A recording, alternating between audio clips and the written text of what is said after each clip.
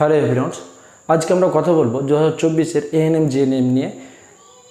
দেখো, অনেক ইউটিউবার বা অনেক চ্যানেলে অনেক কথা বলছে যে 50+ বা 40+ স্কোর, ঠিক আছে, বা অনেকে প্রশ্ন করছে এএনএম জিএনএমের জব অপরচুনিটি কতটা, ঠিক আছে, আর 2025 সালে কীভাবে তোমরা পড়াশোনা করবে সেই বিষয় নিয়ে আজকের ভিডিও, ঠিক আছে। তো প্রথমে আমরা বলছি 2025 সালে যারা এএনএম জিএনএমের জন্য প্রিপারেশন নেবে তারা কীভাবে প্রিপারেশন নেবে, ঠিক আছে। তো তাদের ক্ষেত্রে আমার কথা হচ্ছে যে তোমরা বেসিক লেভেল থেকে পড়াশোনা করো, ঠিক আছে। প্রত্যেকটা টপিক ওয়াইজ তোমরা প্রথমত পিওয়াই কিউগুলো দেখো ভালো করে, পিওয়াই কিউগুলো ভালো করে দেখো যে প্রিভিয়াস ইয়ারে কোন কোন চ্যাপ্টারগুলো থেকে বেশি বেশি কোয়েশ্চেন এসছে এবং সেই সমস্ত চ্যাপ্টারগুলোকে আগে আয়ত্ত আনার চেষ্টা করো সমস্ত সাবজেক্টের ক্ষেত্রে, ঠিক আছে। তো সেক্ষেত্রে তোমার কী হবে না, একটা কনফিডেন্স গ্রো হবে। যদি তোমাদের সিলেবাস 50% বা তার বেশি যদি কভার হয়ে যায় তাহলে সেক্ষেত্রে তোমরা অবশ্যই মক টেস্ট দিতে শুরু করো, ঠিক আছে। তাহলে সেই মক টেস্ট দিতে গেলে তোমার একটা ধারণা হবে যে কোথায় তোমাদের কতটা গাফিলতি আছে, ঠিক আছে। তো আমরা এই চ্যানেলের মাধ্যমে আমরা অবশ্যই খুব তাড়াতাড়ি ভিডিও নিয়ে চলে আসতে শুরু করব, যাতে করে তোমাদের মক টেস্ট সমস্ত ব্যবস্থাপনায় থাকবে এবং সেখান থেকে তোমরা ধারণা পেয়ে যাবে যে কীরকম কোয়েশ্চেন আসতে পারে বা কীরকম কোয়েশ্চেন করলে বা কোন কোন চ্যাপ্টারগুলো ভালোভাবে পড়লে তোমরা একটা সেফ স্কোরের মধ্যে যেতে পারবে। এবার দেখো 2024 সালে যে স্কোরগুলো হয়েছে, ঠিক আছে, সেখানে অনেকটাই হেরফের হয়েছে প্রিভিয়াস ইয়ারের সাপেক্ষে। প্রিভিয়াস ইয়ারে যেখানে তোমার মানে মোটামুটি 50-53+ যারা পেয়েছিল, 53+, ঠিক আছে, তারা একটা মানে জেনারেল ক্যাটাগরি হলে মোটামুটি একটা সিট পেয়ে গেছিলো গভর্নমেন্ট। কিন্তু এবার সেক্ষেত্রে কী হচ্ছে দেখো, আমার কাছে একটা ছোট্ট একটা রিপোর্ট তোমাদেরকে বলি। 62+ যারা স্কোর করেছে, ঠিক আছে, তাদেরও স্কোর হয়েছে এএনএম এর সাপেক্ষে হয়েছে 6100+ এবং জিএনএম এর সাপেক্ষে সেটা হয়েছে স্কোর প্রায় 6700+। তাহলে দেখো এটা কি সম্ভব? আমি তোমাদের এই পূর্বে অনেক ভিডিওতে বলেছি কতদূর পর্যন্ত গিয়েছিল, ঠিক আছে। তাহলে দেখো 6100+, 62 তো পাচ্ছে না। তাহলে সেক্ষেত্রে যে ইউটিউবারগুলো বলছে যে 50+, 40+ স্কুলে তুমি সিট পাবে, সেটা কী করে সম্ভব? এটা সম্ভব তখনই হবে যদি তোমার অনেকে সিট না নেয়। হ্যাঁ, সিট নেওয়ার প্রবণতা আছে, অনেকে এএনএম জিএনএম করতে যাবে না। এখন এএনএম জিএনএমের যে জব অপরচুনিটি তার থেকে অনেক বেশি জেনপাস কিংবা এইমস, এগুলো তো অনেক বেশি অপরচুনিটি, ঠিক আছে। তো আমি তাদেরকে বলবো যারা ড্রপ নেওয়ার ইচ্ছা প্রকাশ করছো তারা অবশ্যই এইমসের দিকে টার্গেট করো। এইমস, ঠিক আছে, অনেক বেশি তোমাদের সেফ জায়গা এটা, ঠিক আছে। এটা তুমি যদি মানে রেগুলার পড়াশোনা করো বা যারা নিট অ্যাসপিরেন্ট যারা পড়াশোনা করে তাদের জন্য এইমস অনেক সহজে পেয়ে যায়, ঠিক আছে।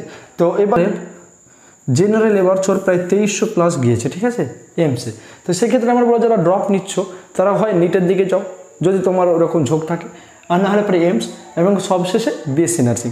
এএনএম জিএনএমের দিকে যাওয়ার চেষ্টা খুব কম করো, ঠিক আছে, কারণ এখানে তোমার জব অপরচুনিটি খুবই কম এবং এখানে যে জব পাবে সেখানে যে স্যালারি হবে সেই স্যালারির পরিমাণটাও অনেক কম হবে, ঠিক আছে। এখন এখানে এএনএম জিএনএমের কাট অফ এত হাই হওয়ার মূল কারণ হচ্ছে তোমার এখানে আর্টস এবং সায়েন্স দুই ক্যাটাগরি স্টুডেন্ট এখানে এসে ভিড় করে, ঠিক আছে।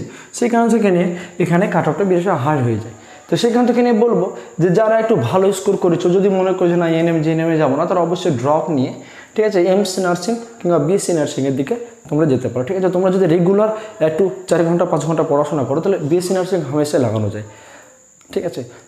তোমাকে অবশ্যই ফোকাসড হয়ে পড়াশোনা করতে হবে। তাহলে আমি উত্তর দেওয়ার চেষ্টা করো যে 50+, 40 শেষ করে তোমরা গভর্নমেন্ট সিট পাবে না, যেখানে 62 তোমার এত র্যাঙ্ক পর্যন্ত গিয়েছে সেখানে এটা প্রায় নেক্সট ইম্পসিবল, ঠিক আছে। এবার কোনো ক্যাটাগরিতে যেতে পারে, ঠিক আছে। যেমন ধরো এবছর ওবিসি এ ক্যাটাগরিতে অনেকটাই যাওয়ার সম্ভাবনা আছে। তারপর ওবিসি বি ক্যাটাগরিতে তুলনামূলক একটু বেশি যেতে পারে। তারপরে ধরো ইডাব্লিউএস তো প্রিভিয়াসে অনেক দূর গিয়েছিল, ঠিক আছে, 9000 সামথিং গিয়েছিল, ঠিক আছে। এসটি যাবে, এসসিও মোটামুটি খুব একটা বেশি যাবে না। ওপেন ক্যাটাগরি অবস্থা তো খুবই খারাপ।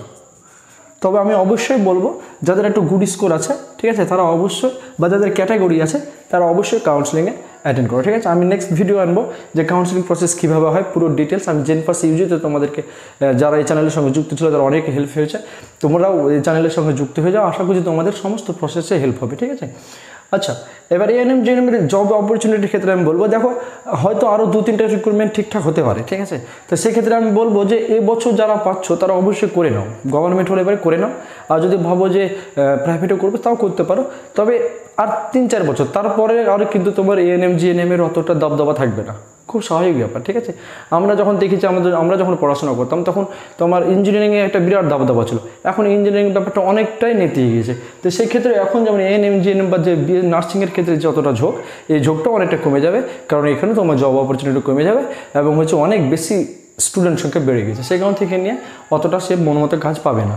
তবে হ্যাঁ, তুমি বসে থাকবে না, এটা ঠিক, কিছু না কিছু করবে, কম টাকা হলেও কিছু না কিছু করবে। তো সেক্ষেত্রে তোমরা করতে পারো এই বছর, যদি গভর্নমেন্ট পাও তাহলে অবশ্যই করবে, আর যদি ভাবো যে না তুমি প্রাইভেট সেক্টরে যেতে পারো, তো সেক্ষেত্রে তুমি প্রাইভেট কলেজেও যেতেও পারো, তবে 1-2 বছর, তার বেশি নয়। তারপর আমি বলবো যে 3 বছর পর তোমরা অবশ্যই প্রাইভেটে যাবে না, যদি গভর্নমেন্ট পাও তো করবে, নাহলে আমার মনে হয় যে অতটা তোমাদের জন্য সুবিধা হবে না।